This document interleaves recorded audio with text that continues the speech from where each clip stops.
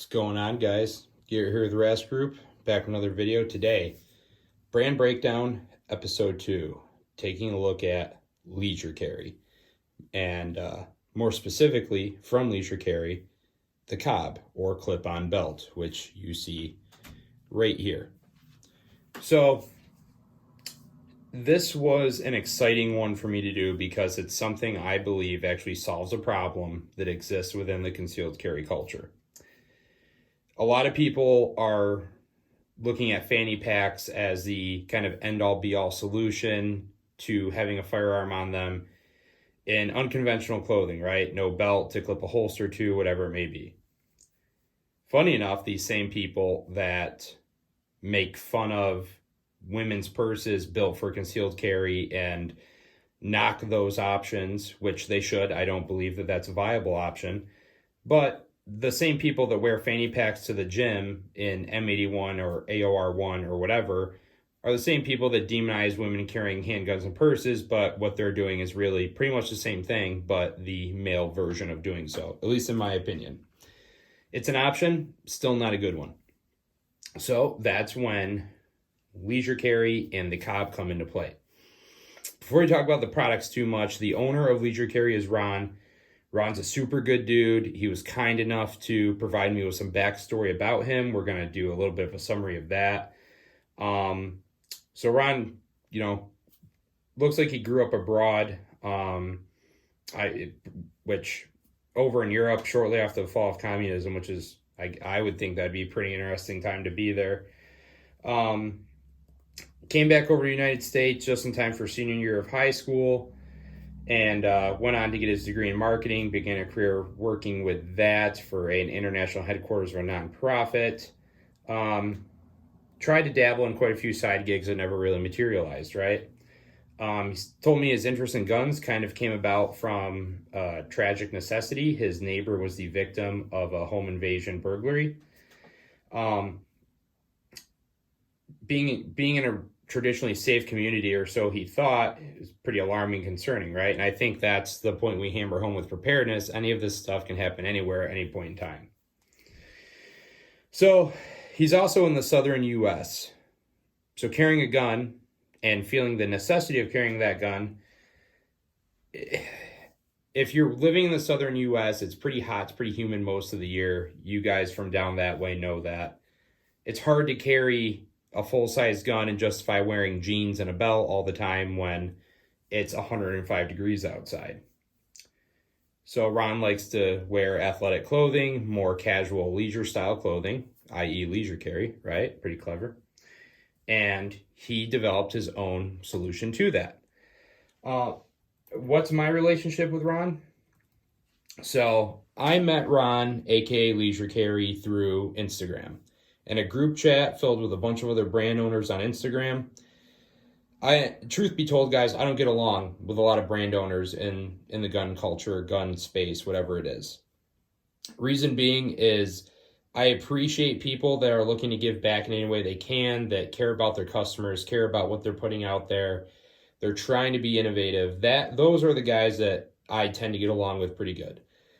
The sad part is that's a minority. The majority of brand owners in the gun culture will, and some of them are even very upfront about it, they just want your cash. They could give a shit about you. They could give a shit about being original. They could give a shit about, trying to innovate. They want to get rich, and they want to get rich quick based off of their side hustle. Well, Ron's not that guy. To the point where he came out with his first version of the Cobb, which is this one right here. This is version number 2. We'll talk about it. He came out with that, launched it, and gave all of us in the group chat a promo code to go buy one. And I said, hey, that's pretty cool. Seems affordable. I'll do it. So I ordered it. It got here. And really, I was just trying to help out a good guy at first, right? I didn't really have much intention of this being such a useful item to me.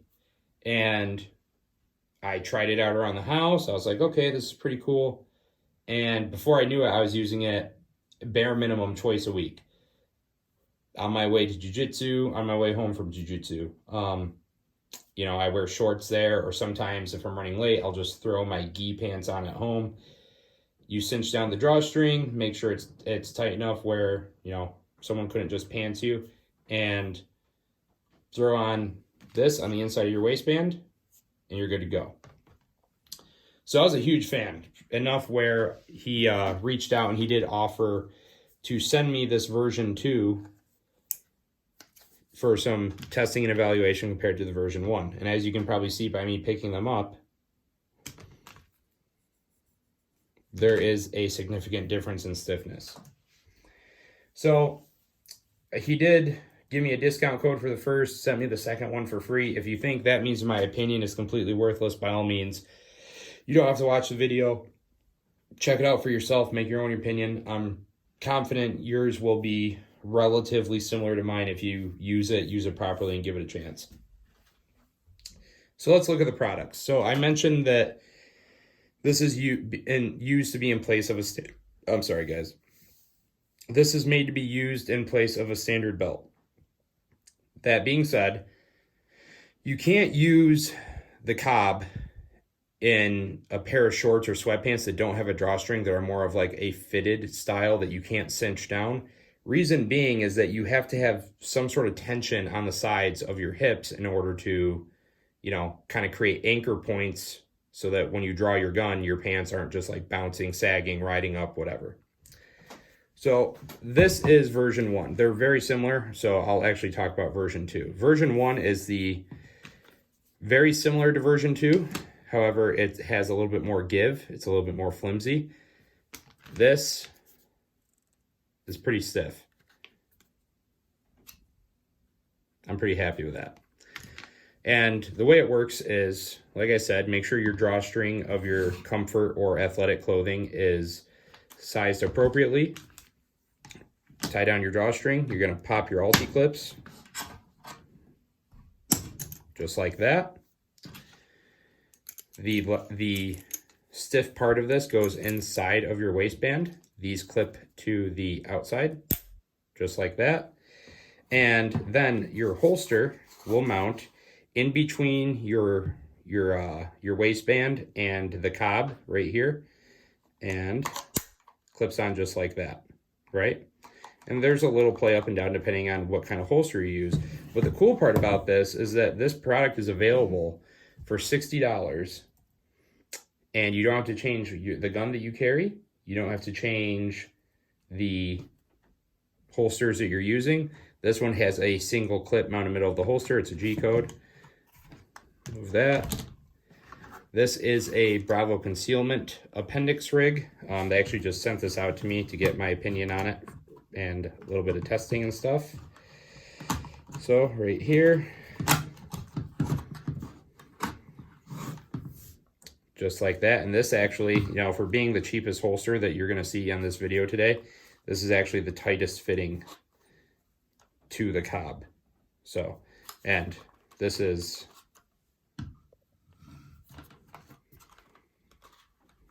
come here, give me it.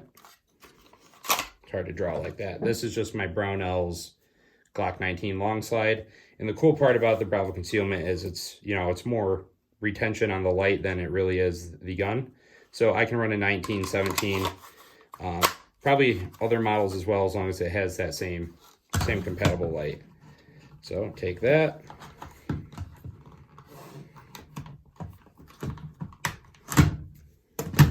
Move that. And then we have something with the DCC clips. This is just a little Glock 42 setup. And same thing. Just like that, right? And again, a little bit of play, but once you have everything cinched down, you know, this obviously is not just going to come out freely. You have to work to unattach it from the Cobb, which I can appreciate. Now, before I talked to Ron, I was putting this on the exact same way inside of my belt, and then, or I'm sorry, inside of my waistband. And then I was actually clipping my holster clip over the Cobb and my waistband and attaching so that the fabric was also inside of my holster clips, which he doesn't recommend. It will work that way. That's how I tested it out. But there's a much stronger hold if you go between the waistband and the Cobb and mount this.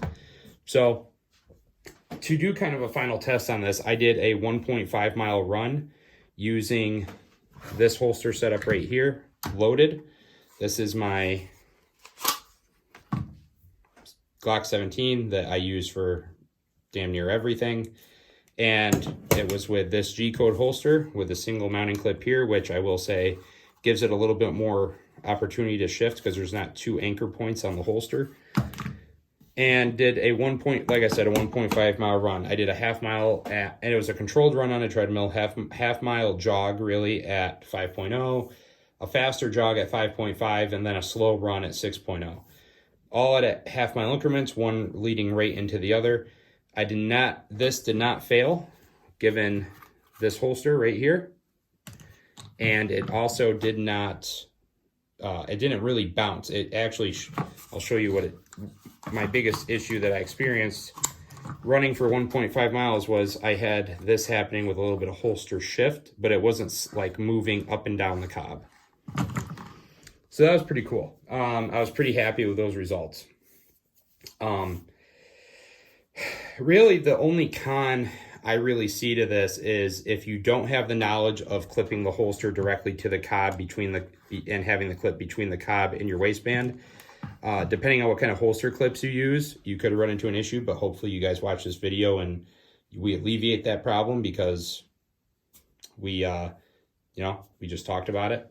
And then the other thing is it doesn't work with all comfort garments, right? Like it doesn't work with shorts or sweatpants that don't have a drawstring, so on and so forth.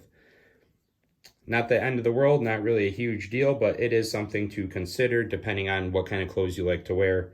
Again, this royally expands the options, so that negative isn't such a big deal in my mind. I will say that another thing that came up in my conversation with Ron is I thought this was a section of leather. It's actually nylon, like what most EDC belts are, coated in some sort of polymer.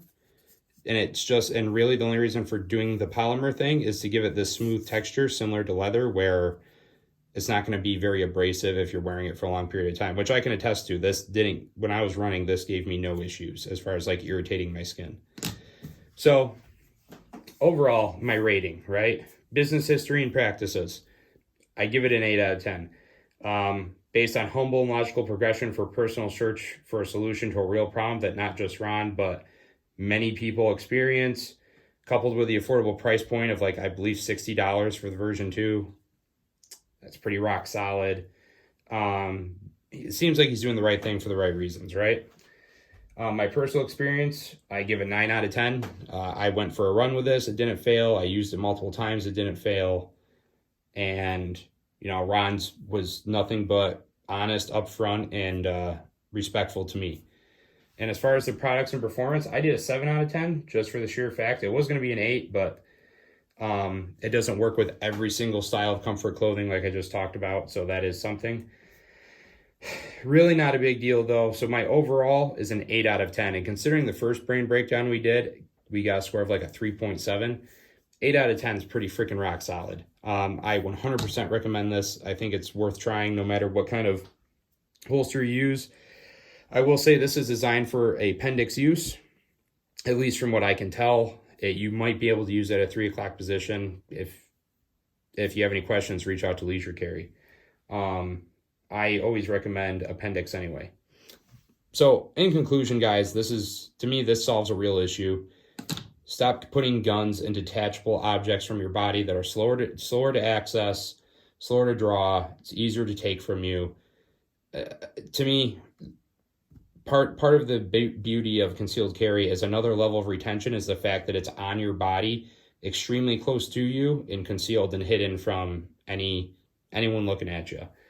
If you're wearing an M81 fanny pack, I'm going to stop and say, okay, well, what are the odds, right?